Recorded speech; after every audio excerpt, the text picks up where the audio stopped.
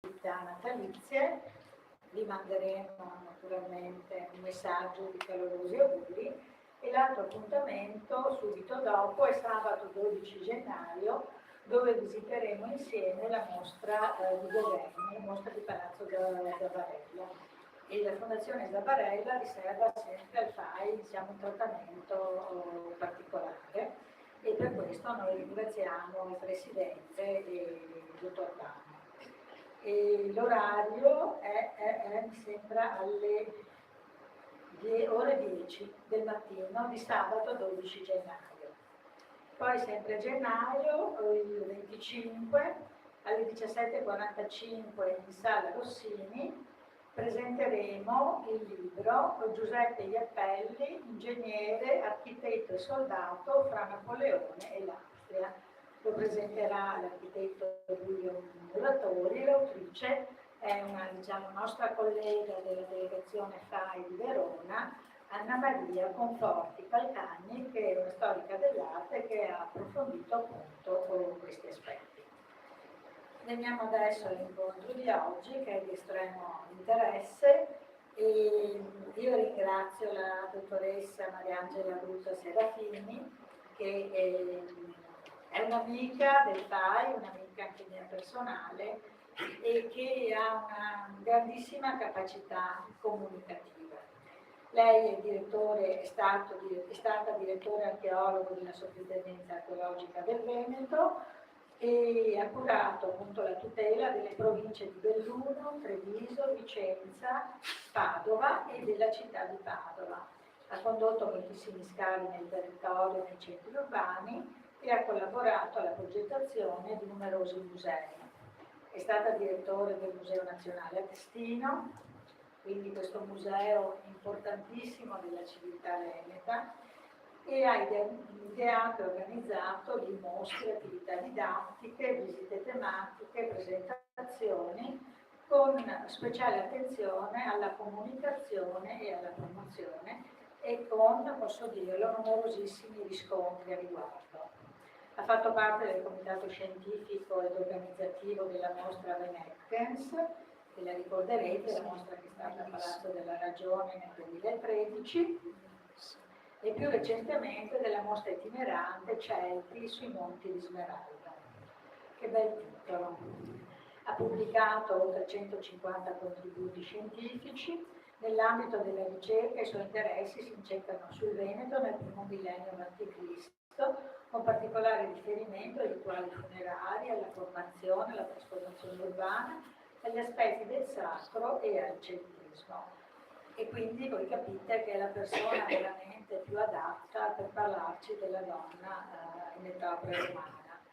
È membro corrispondente dell'Istituto di Studi Etruschi ed Italici e del Comitato Scientifico della Rivista Archeologica Veneta. E poi, cosa importantissima, conduce una trasmissione radiofonica dove parla di cultura, di archeologia e di musei.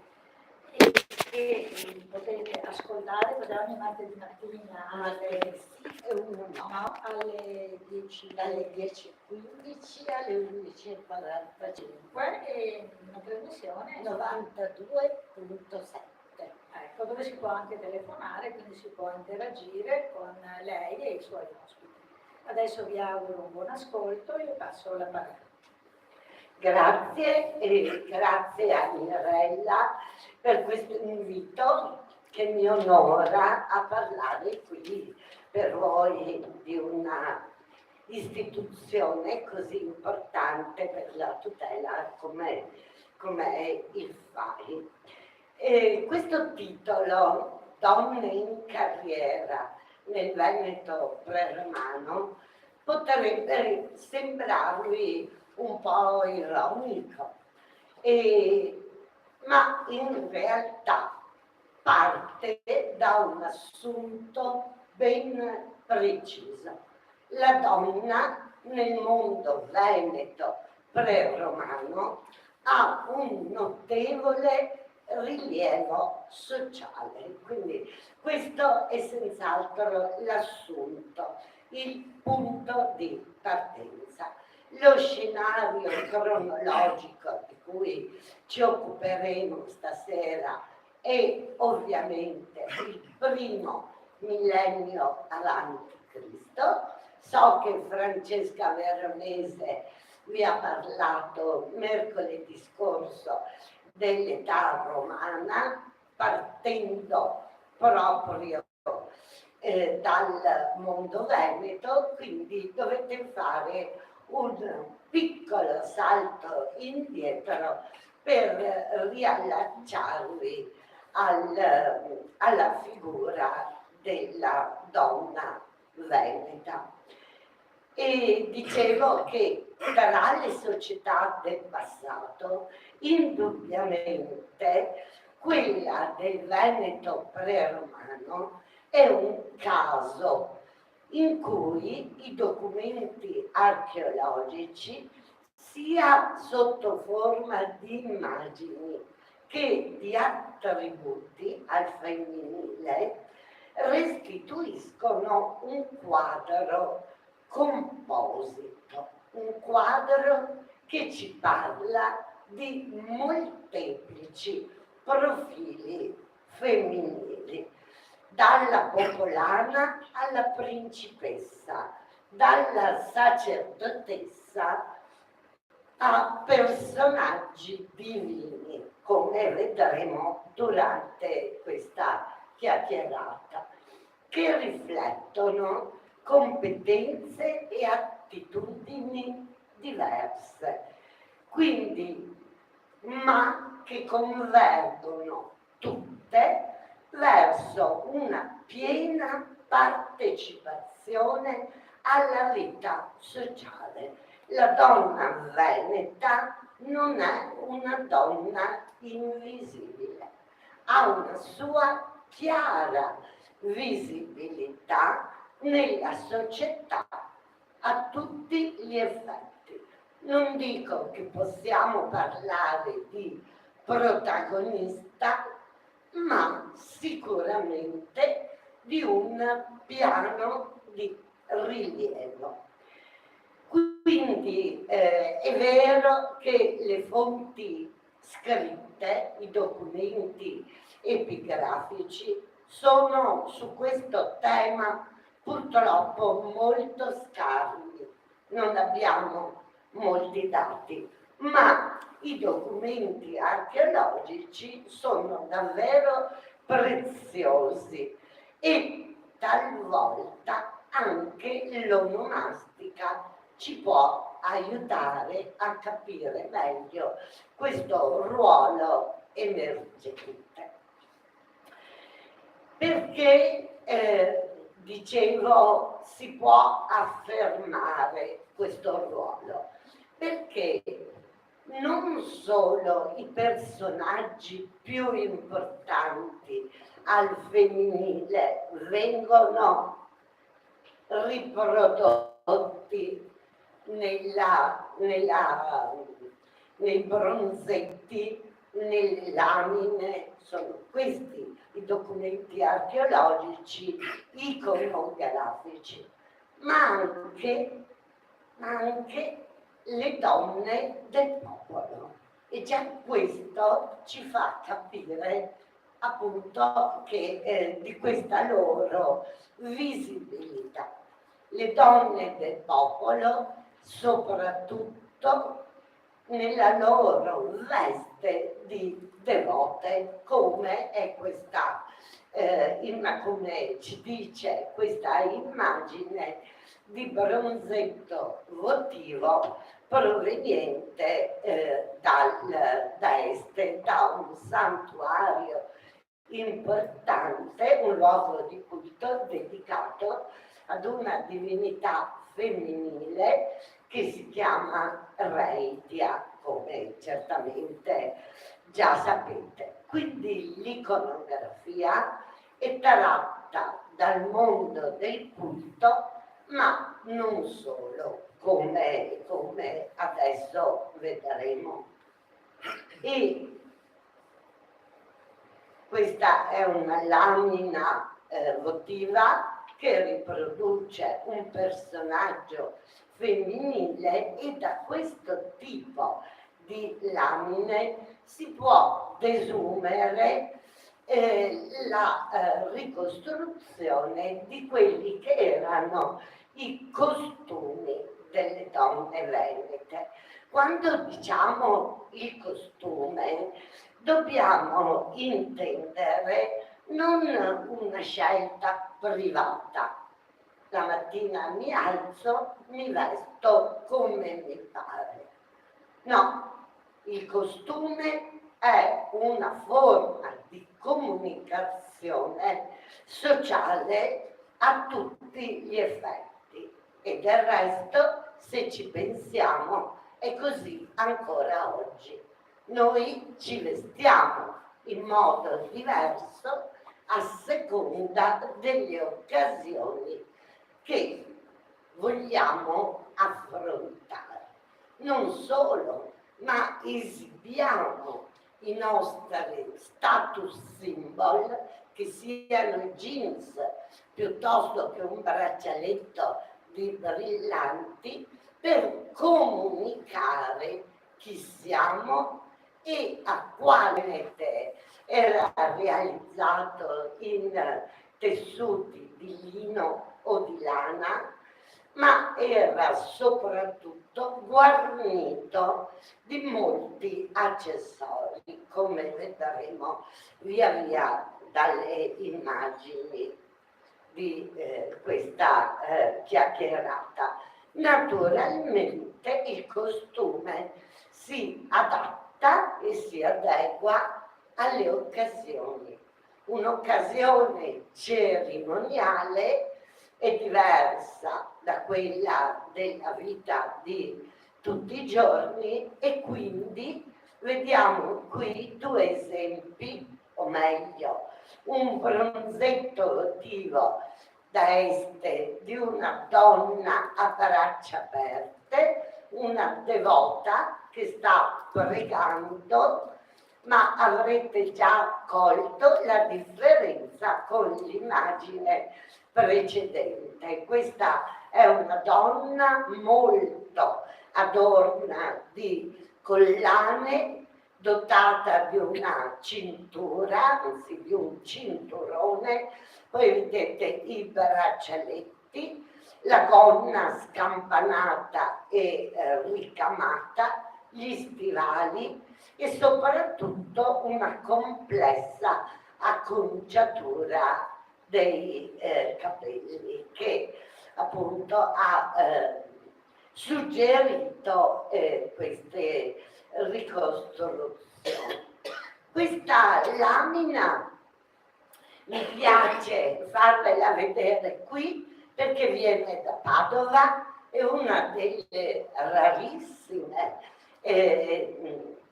dei rarissimi esempi di lamine votive patavine, è esposta al Museo agli Eremitani, la potete vedere nella sezione della Viania, dedicata alla Viania, ma farete fatica a riconoscerla perché è tutta accartocciata e proviene dalla necropoli di via Tiepolo, via San Massimo, e raffigura, e questo è davvero un dato rilevante, una processione costituita, composta da 9 sacerdoti, dotati tutti di una fibula, vedete, sulla spalla, e da 7 sacerdotesse,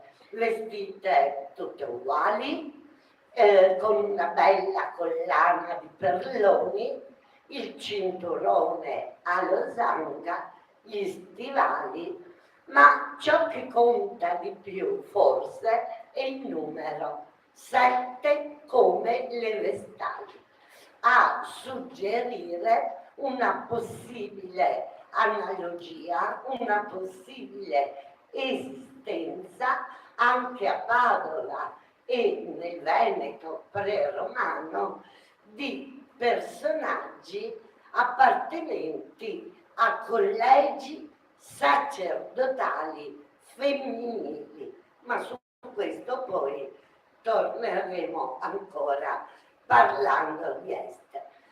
Qui ancora siamo a Est, vediamo un personaggio femminile abbigliato in quello che è stato interpretato come un abito da sposa, quindi legato alle occasioni di iniziazione, ai riti di passaggio che costituivano i momenti più cruciali durante la vita degli uomini come delle donne. Sicuramente il passaggio al matrimonio doveva essere focale.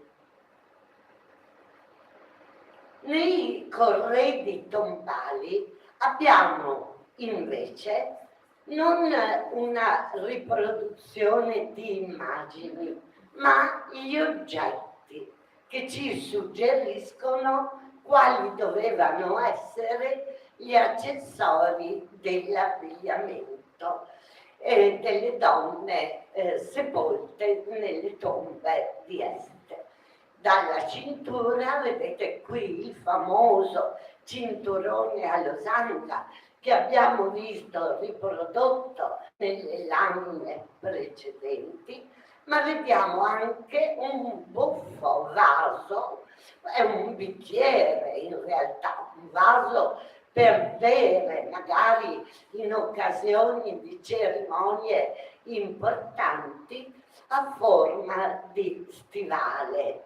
Non è vero allora, come qualche studioso pensava molti e molti anni fa, che i veneti e le venete girassero scalzi fra le loro capanne fangose sicuramente, visto che l'ambiente naturale era influenzato dalle molte alluvioni, ma come vedete si sapevano attrezzare con la calzatura giusta, lo stivale realizzato in cuoio naturalmente e come potete vedere dotato di cuciture e ricami che lo arricchivano.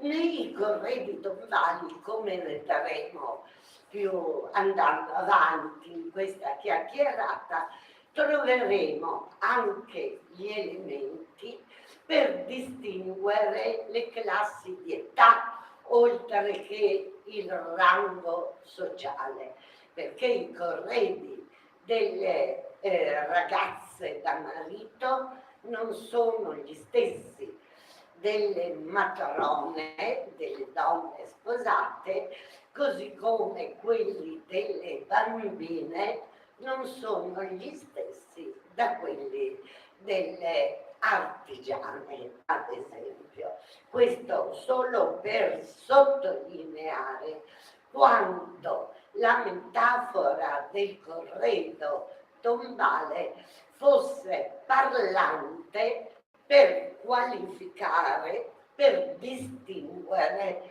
i diversi ruoli e ranghi al femminile.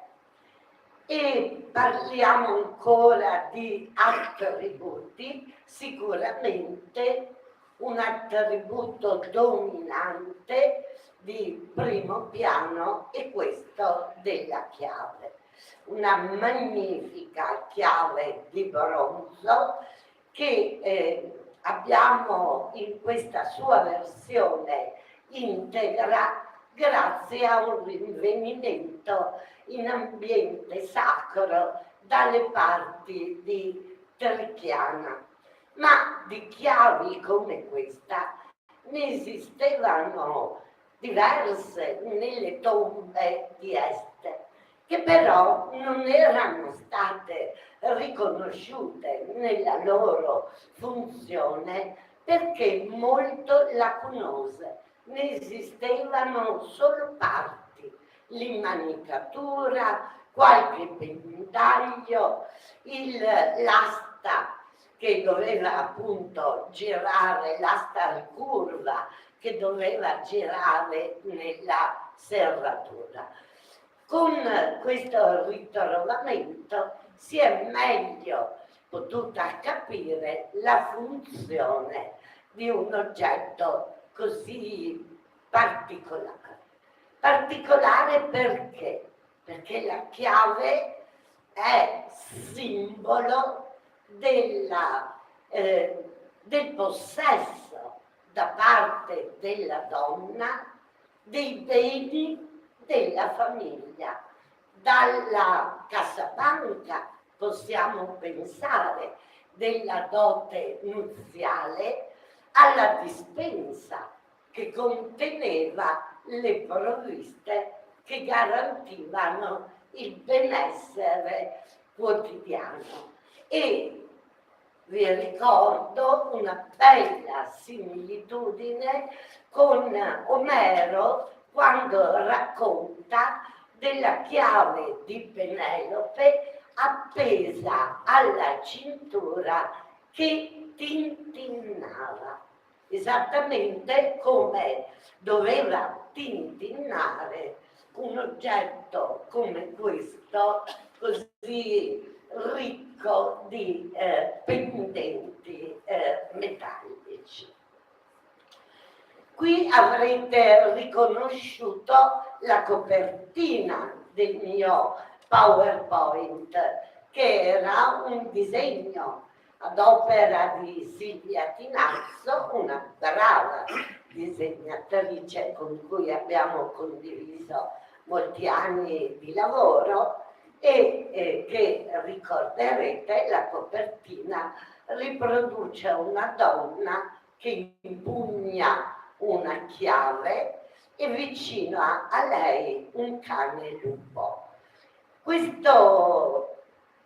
Questi stilemi risultano qui ricomposti nel disco di Montebelluna, il più bello, il più ben conservato di una serie di 5 dischi che riproducono una figura femminile di profilo. Spero che si veda, perché avevo cercato un colore chiaro, ma non so se è stata la scelta migliore. C'è una donna che impugna una chiave che apre il grembo della terra e il grembo femminile.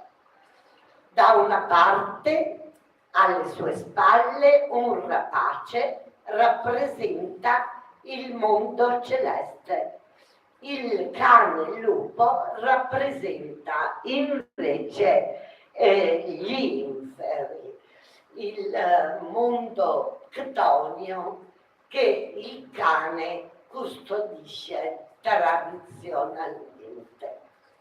Non è certo che questo personaggio femminile corrisponda ad una divinità.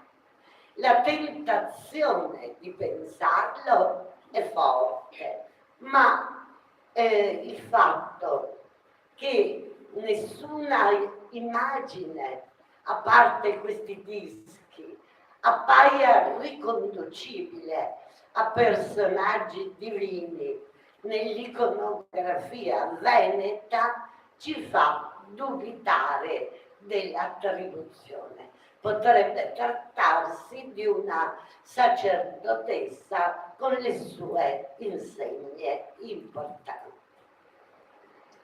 Dicevamo gli oggetti delle tombe indossati spesso durante la cremazione, che era il rito dominante presso gli antichi veneti. Poi gli oggetti indossati venivano deposti nella sepoltura. Alcuni combusti, perché appunto bruciati dalla pira, altri che troviamo in buone condizioni venivano invece aggiunti al momento della sepoltura. Questo è un bellissimo pettorale che viene da una famosa tomba di Este ed è composto di ambre, pendagli di bronzo e di osso rivestiti d'oro. È chiaro che dal VII secolo almeno è alla donna nell'ambito della famiglia che è affidato il compito di rappresentare l'elite familiare nella società. È chiaro che una tomba con accessori di questo tipo non può che qualificare la donna defunta, ma tutta la sua famiglia come di altissimo rango. Qui abbiamo due tombe provenienti dal Veneto un po' più periferico. Quella con la situla di bronzo è una tomba di Pieve dal Pago. Vi prego di notare la ricchezza dei braccialetti da polso e l'abbondanza di pendagli di bronzo. L'altra è una sepoltura che proviene da Monte Belluno. Ma quello che mi importa sottolineare è che mentre nell'VIII secolo avanti Cristo l'ossuario, cioè il contenitore dei resti combusti, poteva essere di bronzo solo per i personaggi maschili. Era un privilegio collegato al rituale omerico degli eroi, che era prerogativa degli uomini. A partire invece dal VII secolo avanti Cristo, quindi nel giro di soli 100 anni, anche le donne possono essere dotate di un ossuario di bronzo. In questo caso una cista a cordoni, anche questa tomba viene dall'Alpago ed è una tomba che si distingue, femminile naturalmente, che si distingue per la presenza di queste magnifiche ambre. Pensate che si tratta della tomba di un personaggio di giovane età, così come di giovanissima età è il corredo della tomba di Este Benvenuti 126, quella della famosissima situla di bronzo.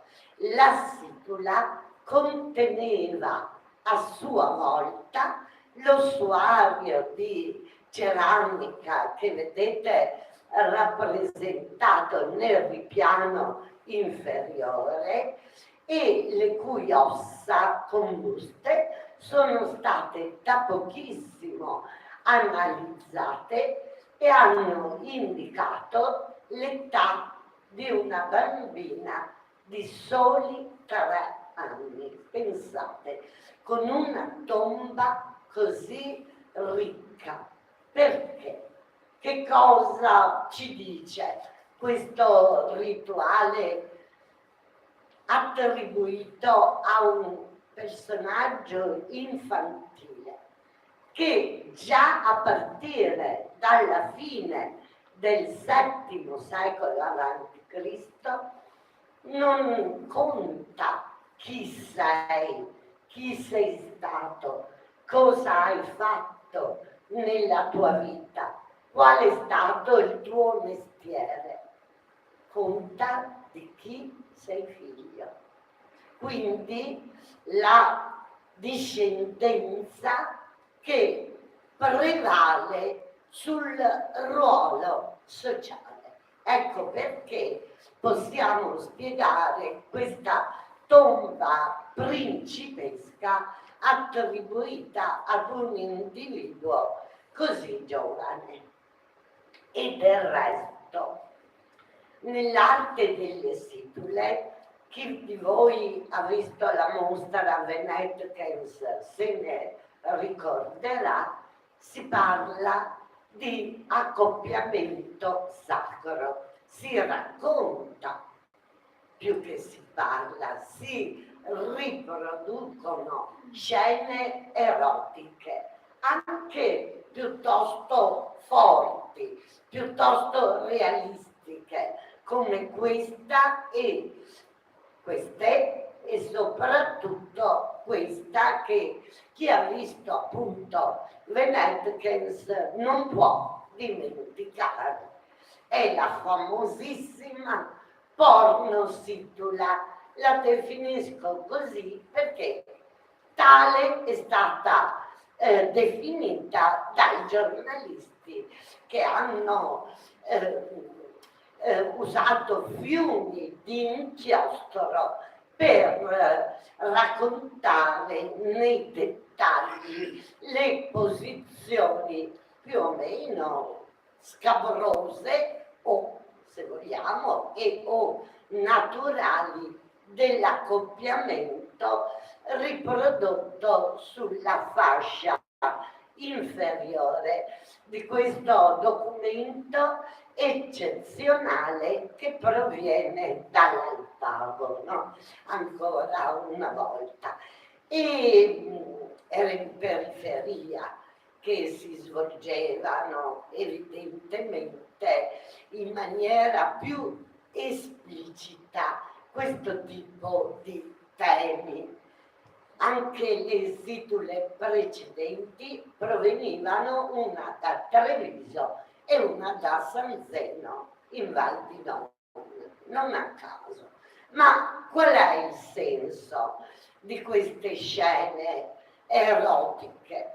Il senso è proprio quello di celebrare le dinastie, i piccoli o grandi feudatari locali che dovevano esaltare la continuità della famiglia attraverso il matrimonio e soprattutto attraverso la discendenza. Ecco perché l'enfasi di queste scene.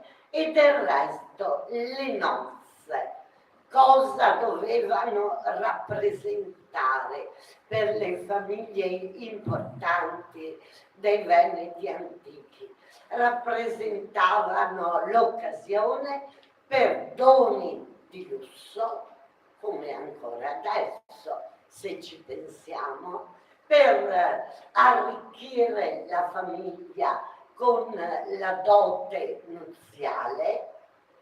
Questo magari ora si vede un po' meno, ma soprattutto per sancire alleanze politiche.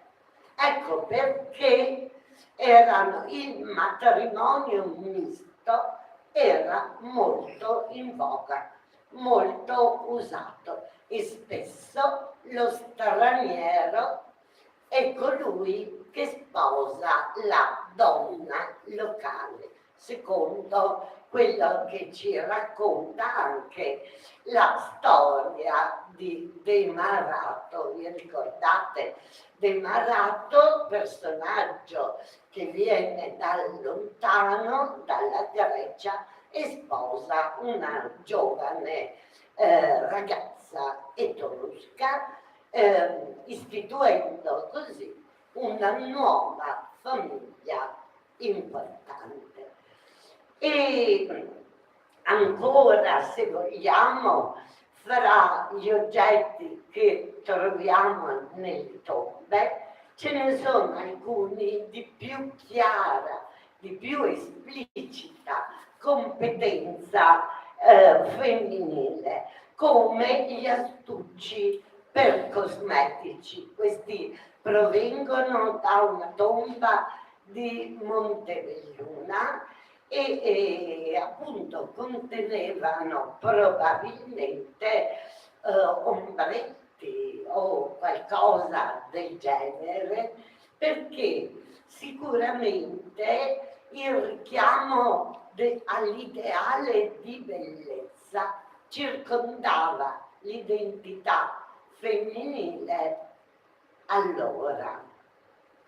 Un luogo comune, ma sicuramente non inevitabile, era quello invece della cucina, del lavoro quotidiano, ahimè, in cucina, questa operosità domestica quotidiana non la possiamo nascondere né negare.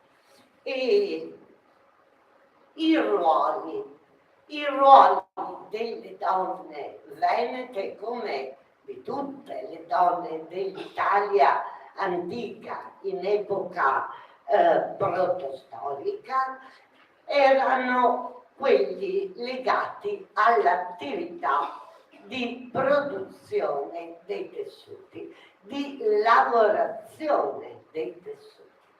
Quindi filatura, tessitura, proprietà del telaio, perché in queste attività, che potrebbero apparire a un primo sguardo indifferenziate, in realtà distinguono precisi ruoli gerarchici.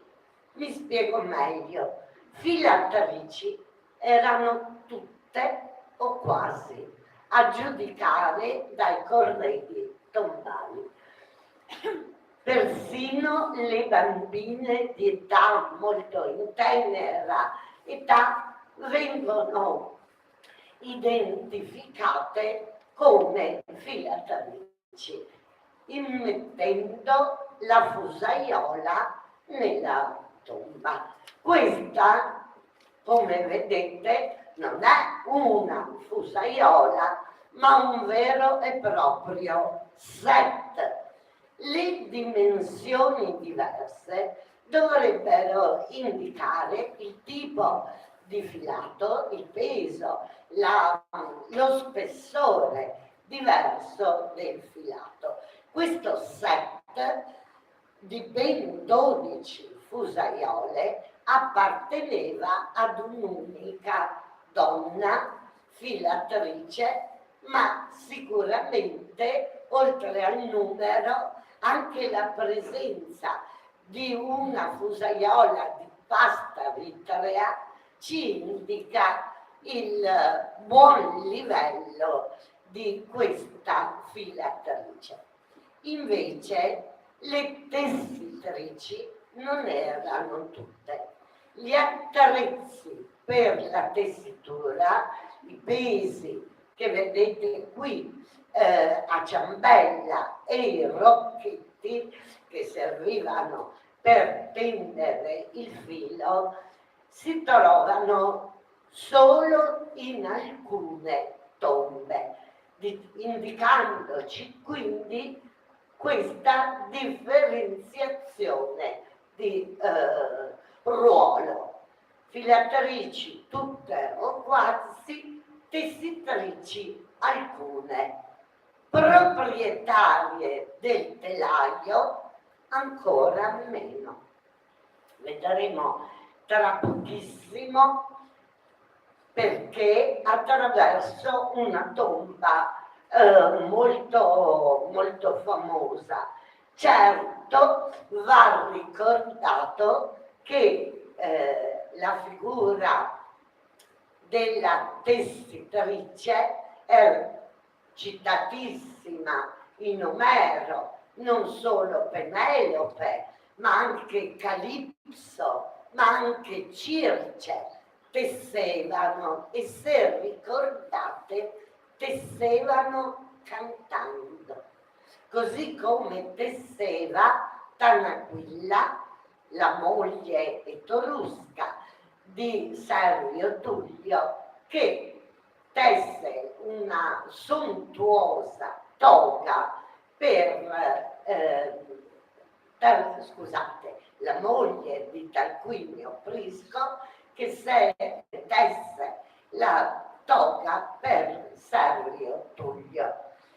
E dicevo, questa tomba di Este, famosissima, a chi conosce il museo anche solo di vista, è la tomba di Nerca Trostiaia, una signora di notevolissima ricchezza, ma non solo. All'interno della sua sepoltura è stata ricostruita la sua casa e potremmo parlarne a lungo, ma il tempo è tiranno, quindi mi limiterò a sottolineare come in questa tomba sia presente la riproduzione miniaturistica, vedete qui subito, del telaio, di cui Nerca Trostiaia era proprietaria, e le altre tessitrici dovevano recarsi nella sua casa per prestare il loro lavoro, per dare il loro contributo, ma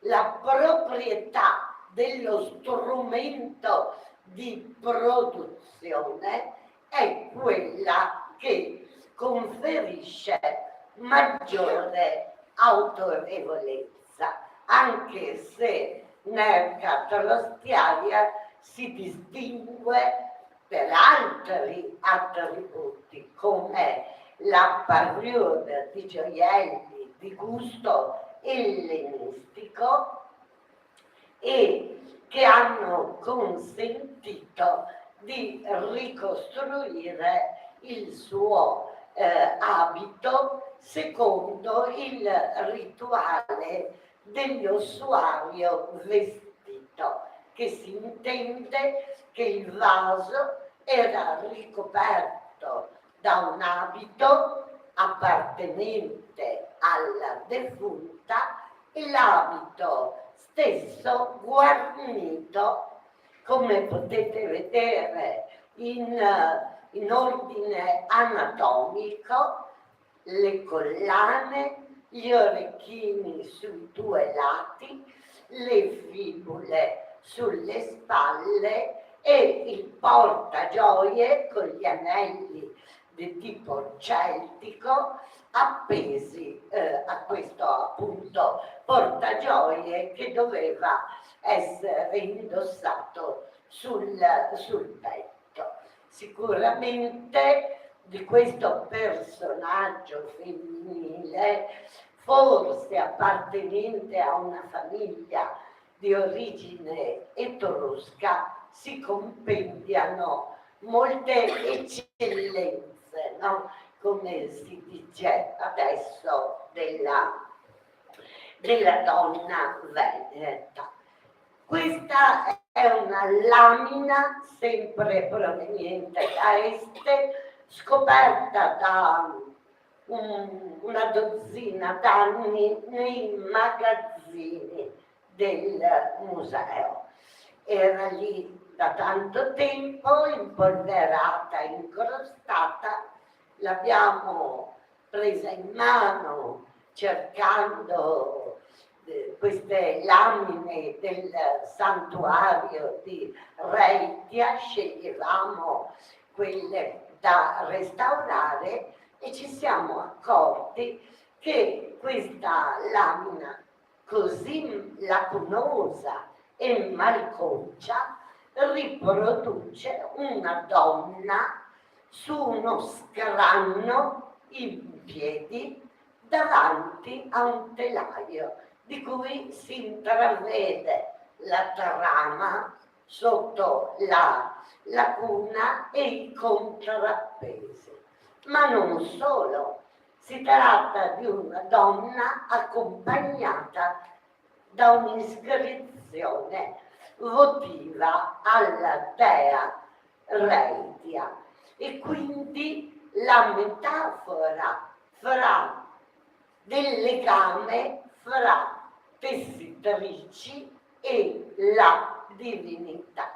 Questo legame non ci deve stupire se pensiamo al profilo della greca Atena, ai pepli che le giovani ragazze tessevano in occasione delle famose feste panatenaiche in cui appunto questi loro prodotti di tessitura venivano offerti alla dea Reitia, questo lo devo dire per chi non lo sapesse o non lo ricordasse, Reitia non è più l'unica, non è più la sola divinità nota dei Veneti antichi e nemmeno di Este. Gli ultimi studi, le ultime scoperte ci hanno fatto capire che i Veneti avevano un vero e proprio pantheon di divinità, ognuna con le sue prerogative, con le sue peculiarità, divinità maschili, femminili, duali come i Dioscuri veneti o come le matron, cioè le matrone, le madri, no? Che ci ricordano molto il pantheon del Lazio e della Roma più arcaica. Ma Reitia è sicuramente in questo pantheon riveste un ruolo molto rilevante, visto che fra le sue molte prerogative tutela l'insegnamento della scrittura. E dici poco. La scrittura non era certo alla portata di tutti. La scrittura è un privilegio, nel primo millennio a.C. è un privilegio di pochi, sicuramente personaggi legati per lo più alla sfera del sacro, al mondo sacerdotale. La scrittura è il mezzo per comunicare con la divinità, con il mondo divino, oltre che uno straordinario mezzo, strumento di potere, proprio perché era prerogativa di pochi. Bene, nelle lamine votive trovate nel santuario di Reitia il dono di queste riproduzioni di alfabetari ci dà la dimensione di questo insegnamento della scrittura. Ma gli stili, gli strumenti per scrivere sono altrettanto importanti e hanno questa comune caratteristica: essere donati, dedicati, col formulario tipico in lingua venetica, alla dea Reitia da una donna, sempre da donne. Gli stili sono numerosissimi, solo una parte sono iscritti, ma tutti, pensate, tutti quelli iscritti indicano come donatrice un personaggio femminile, di volta in volta diverso. Che cosa vuol dire questo? Che sicuramente accedevano alla scrittura le donne e quindi questa prerogativa ha fatto pensare a un vero e proprio collegio sacerdotale al femminile, donne che insegnavano a scrivere. E infine, per concludere proprio con uno degli indicatori più significativi dell'ascesa sociale delle donne venete, guardiamo assieme questo cippo. Queste sono le sue 4 facce. È un cippo confinario trovato in via Cesare Battisti a Padova non molti anni fa e esposto alla mostra Venetekens. E cos'ha di straordinario questo cippo? Ha una formula dedicatoria in lingua venetica del tutto simile a quella di altri cippi padavini già noti, ma con una differenza sostanziale. Mi spiego meglio. Questi cippi, Pa14 è il più famoso, il più noto, e verrà tra poco esposto, secondo un progetto di Francesca Veronese, nella sezione archeologica del nostro museo, Pa14, e insieme a questo cippo, via Battisti, insieme a un altro cippo del tutto simile da via San Biagio. Bene, questi 3 cippi hanno la medesima formula, la medesima iscrizione, che dice più o meno: questo è il termine che posero gli Edioi, anzi dovrebbe essere in questo punto. E nella parola Edioi, Edios, era stata già riconosciuta una magistratura al maschile. Questo cippo dà la stessa magistratura al femminile, con la parola, l'appositivo, chiamiamolo così, mediai.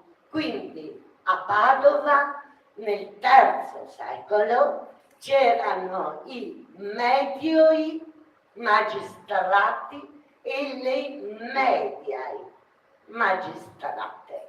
E con questo vi ringrazio dell'attenzione.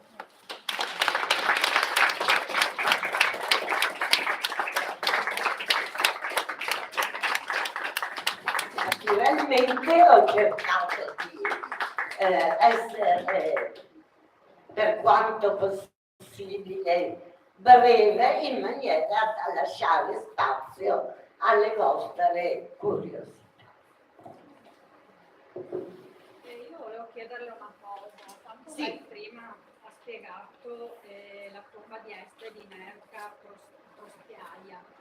Certo. E parlava appunto del fatto che lei fosse proprietaria perché aveva appunto il telaio. Sì. Ma è stato ritrovato il telaio, cioè il telaio non è di legno? Certo, ma quello che abbiamo visto ne è una riproduzione, eccolo qui, una riproduzione miniaturistica, che direi che la forma è inequivocabile, guardando anche le immagini dei telai riprodotte nell'arte delle situle.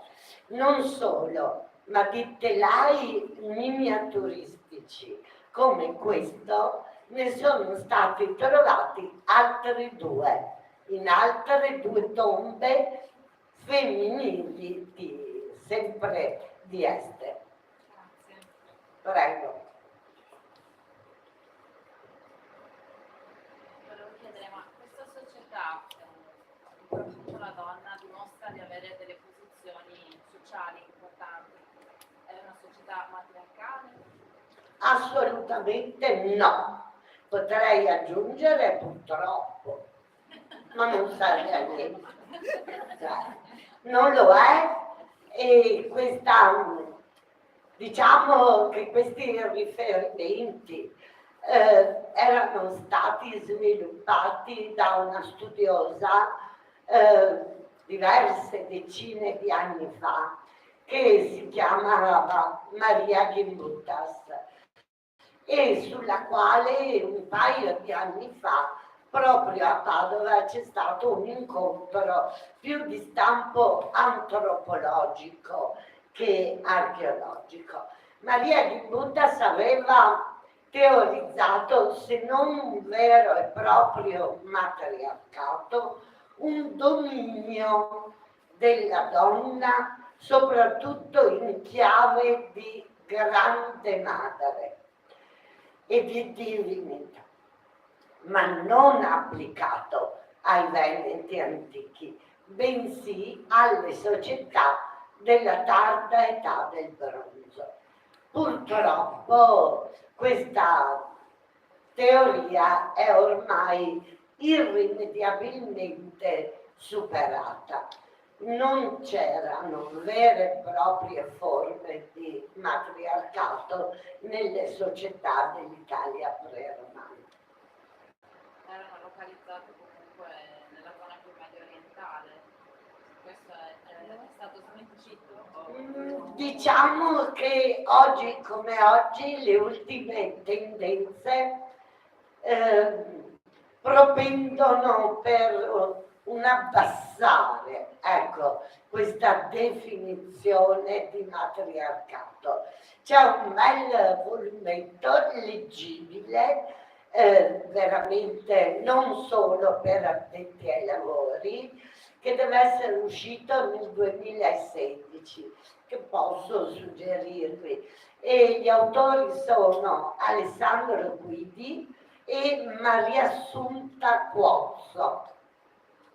Adesso il problema è che non mi ricordo il titolo del libro, però con questi due autori, cercando in Google, come dicono i miei nipotini, quello di 6 anni, se non trovo qualcosa dice, nonna, guarda Google, e quindi io le dico, Alessandro Guidi, Maria Assunta Cuozzo, 2016, un libretto sul gender, sul problema del ruolo femminile nell'archeologia un po' in generale.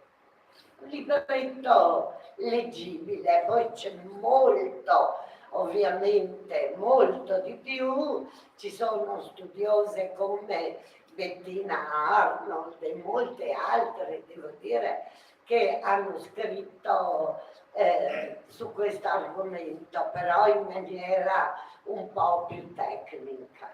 Ecco, Comunque, scusi, prego. ringraziando per ciò che diceva la signorina, cioè, il matriarcato non coincide con la matrilinearità, come patriarcato non coincide con la Assolutamente, patrilinearità. perché la matrilinearità ci Sì, può essere anche nel mondo veneto, io non la escluderei assolutamente. Sì, perché Come c'è nel mondo etrusco, dove la donna prende il nome della madre a volte, quindi ecco, la matrilinearità non è il matriarcato. Questo assolutamente è una precisazione molto importante, certo. Altre tracce di divinità, particolarmente maschili? Sì, maschili, perché? No, Rezia solo. Reitia. Reitia, non ci sono altre divinità. Sì, maschili e anche femminili. Di cui si sa il nome. Certo, ce ne sono indicate, dunque c'è quella di Montegrotto, di San Pietro Montagnon, che però, ecco, il problema dei nomi di queste divinità maschili è che sono sempre lacunosi. Quindi noi abbiamo una parte del nome e quindi è difficile integrarlo, però abbiamo, come si dice, la desinenza per os che ci indica quindi una divinità maschile, sia a Montegrotto sia a Este Meggiaro. Poi invece, come dicevo, ci sono divinità al plurale, e come i Dioscuri veneti, iscritti sul famoso cratere di Lozzo, che appunto indicherebbero una dualità, e le Mantoron di Asolo, che indicherebbero delle madri, divinità madri, come un po' c'è anche nel mondo latino. Poi c'è anche la Teuta che tutela la comunità.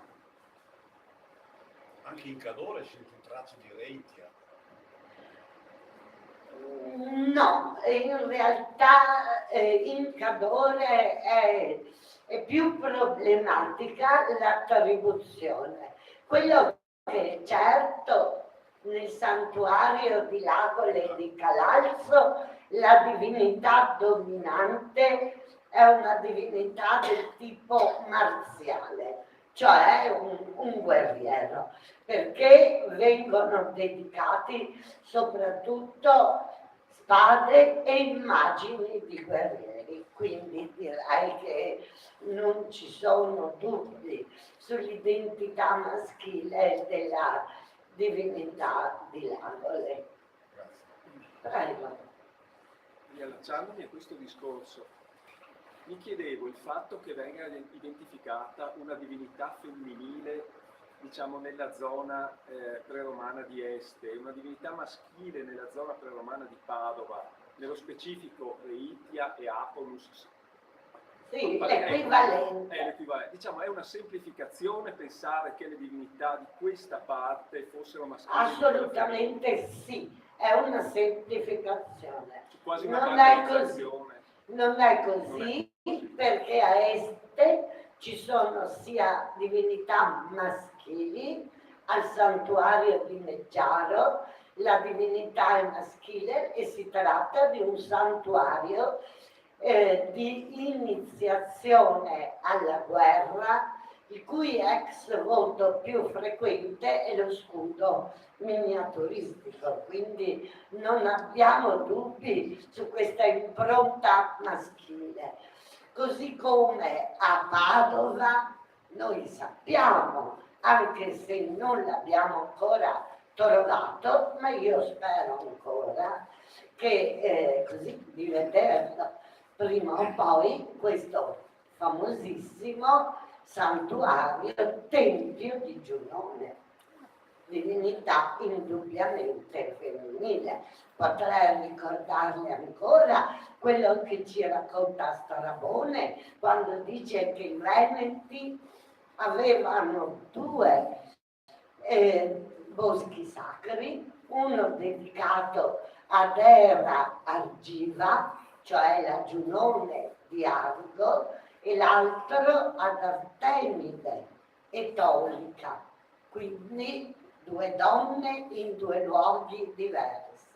Ma poi c'è anche il passo di Strabone che ricorda come i Veneti usassero sacrificare un cavallo bianco a Diomede, quindi divinità maschile. Ecco perché questi dati delle fonti antiche integrano i dati archeologici a favore di un pantheon misto.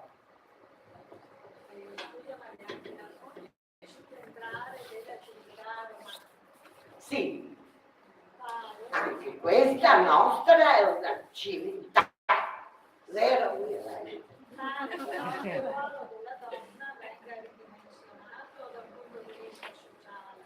E questo un po' ti devo dare ragione, ahimè. Non ci sono studi che dicano il contrario, è proprio così. Ma diciamo che per la società romana vigono delle regole molto nette su quelli che dovevano essere gli ambiti, le prescrizioni a cui la donna doveva sottostare, di qualsiasi classe sociale. Poi mi viene da dire, leggiamo perché ne vale la pena, perché sono appassionanti. Gli ultimi lavori di Lorenzo Raccesi sull'Ilia, ad esempio, e lui ha dedicato almeno 3 volumi a 3 personaggi della famiglia di Augusto femminili, e allora valutiamo quanto queste prescrizioni, diciamo, potessero essere trasgredite a vari livelli, e del resto questo non ci deve stupire, no? Però di base probabilmente sicuramente la sì. società veneta ha dovuto quasi adeguarsi Beh, certo, alle regole, quando invece magari c'erano prima donne magistrato, esattamente. C'è un bell'articolo di Giovannella Cresci, proprio con Margherita Tirelli, nella miscellanea dedicata a Giuliano De Marinis, se non ricordo male. Il dottor Benucci mi aiuterà subito. Non sa, stranissimo. E c'è un bell'articolo che peraltro è di seguito a quello nostro sulle...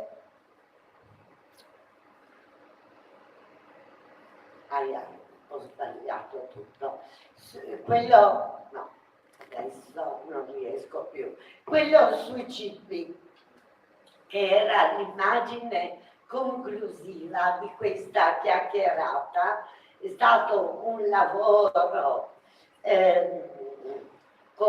a 4 nomi, con Aldo Prosdocimi, Anna Marinetti e Giovanna Gambacurta. Noi abbiamo pubblicato questi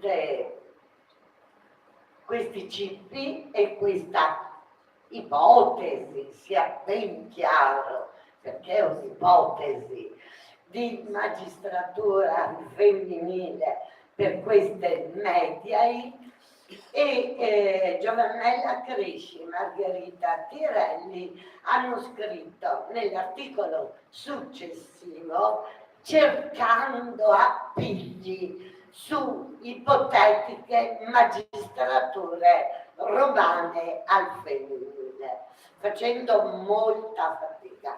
Però mi sono ricordata che no, che l'articolo invece è nella miscellanea Ghedini, questo della Cresci, Marrone, Tirelli sulle magistrature romane e dentro il volume dedicato a Francesca Ghedini è uscito un annetto fa.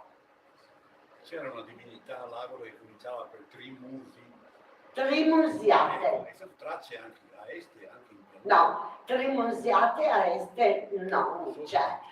È una prerogativa di Lavole. Una novità sugli appositivi delle divinità dei Veneti antichi è venuto dalla scoperta del nome Pora nell'Alto Bellunese. E questo cosa ha cambiato? Ha cambiato molto, perché Pora era considerato l'appositivo, l'attributo di Reikia in base alle iscrizioni di Este che nominano Reikia Pora, indifferentemente, diciamo così, in apparenza indifferentemente. Quindi si pensava che Pora fosse appunto un attributo di Reikia. Invece si è scoperto con queste ultime iscrizioni di montagna che Pora si lega a un significato, come dire, legato al luogo e quindi è una divinità eponima, come Altnos, che è il dio di Altino e si chiama Altnos, porta il nome della città. Linguisticamente i venetici paleoveneti della montagna era la stessa lingua? Sì, Gerusa. sì, Non è che con adesso- delle varianti, ma la lingua è la stessa. Posso chiedere? Sì, L'oracolo di cioè Gerusalemme, se la Mirella dice E sì. Pellegrini ha studiato Pora. Altri 5 minuti. Pellegrini ha studiato Pora o no? Il Pellegrini ha studiato tutte le iscrizioni di Lavole e di Calalzo. Hanno protosi sono occupati di Pora. Sì, certo. l'oracolo di Gerione, c'erano altri tipi di oracoli nel Veneto antico o no? Sicuramente sì. E c'erano oracoli legati alla cleromanzia, che sarebbe la divinazione attraverso le ossa. E ce ne sono documenti in vari luoghi di culto del Veneto, per esempio a Trissino, a San Giorgio di Valpolicella. Nella mostra Venetkens c'era una piccola sezione dedicata a questo aspetto.